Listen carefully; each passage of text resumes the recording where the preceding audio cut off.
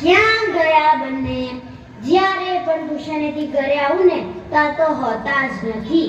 અમારા માટે તેમની પાસે સમય જ નથી. તમને ખબર છે, મારા ઘણા બધા વિદ્યાર્થીઓને તેમના દાદા દાદી પણ છે, તો તેઓને કેટલી મજા આવતી હશે.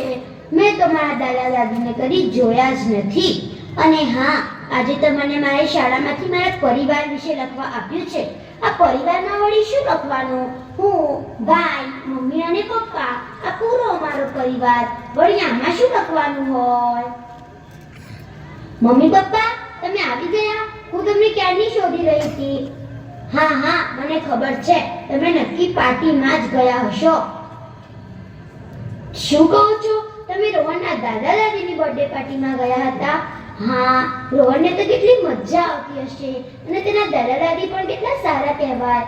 મમ્મી પપ્પા, મેં આપણા દાદા દાદી છે એવું તો સાંભળ્યું છે, પણ તમે મને એમના વિશે કશું કહેતા જ નથી. હું જ્યારે પણ તેમના વિશે પૂછું છું તો તમે મારા પર ગુસ્સો જ કરો છો. મમ્મી પપ્પા, કહો ને, તેઓ ક્યાં છે, શું કરે છે અને આપણા ઘરે ક્યારે આવશે?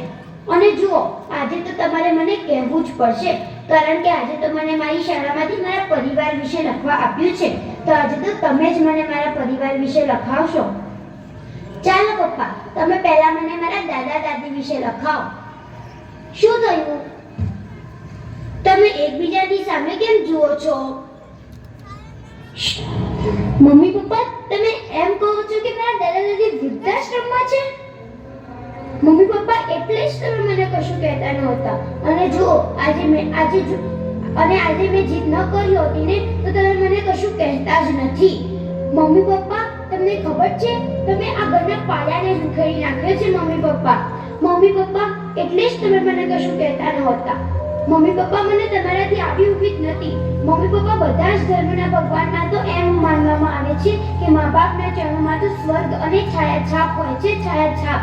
તમે તો આ સ્વર્ગ અને છાયાછાપને વૃદ્ધાશ્રમની ભેટ આપી છે. મમ્મી પપ્પા, વૃદ્ધાશ્રમની ભેટ આપી છે. પપ્પા, શું લગ્ન પહેલા તમારા માટે ત્રાસ હતા?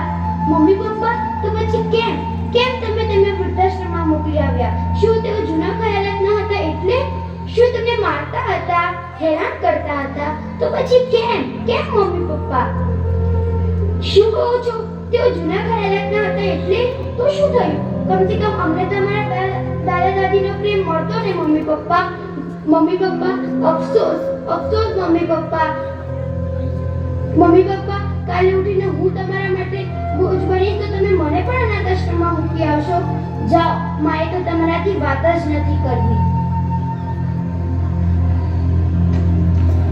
મમ્મી પપ્પા, તમે આટલી સવારે વહેલા ઉઠીને તૈયાર થઈને ક્યાં જાઓ છો? શું કહો છો? હું પણ તૈયાર થઈને આવું? ના, મારે તૈયાર પણ નથી થવું કે તમારી સાથે આવું પણ નથી. તમે શું કહો છો? તમે મારા દાદા દાદીને લેવા જાઓ છો? હા, હું અત્યારે જ તૈયાર થઈને આવું.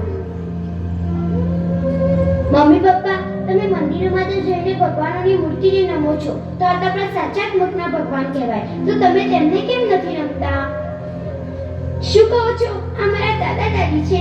વાવ, આ દાદા દાદી કેટલા સુંદર છે. દાદા દાદી, હું તમને મળવા ક્યારની ઈચ્છતી હતી. દાદા દાદી, તમે ક્યાં હતા? દાદા દાદી, ચાલો, હું તમારી સાથે જીવનભર રહેવા માંગુ છું. દાદા દાદી, thank you mummy, thank you પપ્પા. તમારે શું કહેવું છે? હું તમારી પાસે જવાબની અપેક્ષા તો નથી રાખતી, પરંતુ એક વિનંતી જરૂર કરીશ કે જ્યારે પણ તમારા ઘરમાં વૃદ્ધાશ્રમ જેવા શબ્દની વાત આવે ને તો એકવાર તમારા ઘર તરફ જરૂર જોશો, જ્યાં તમારા માતા પિતા રહેતા હોય, પોતાની માતાનો દીકરો બનીને, ના કે પોતાની પત્નીનો પતિ બનીને.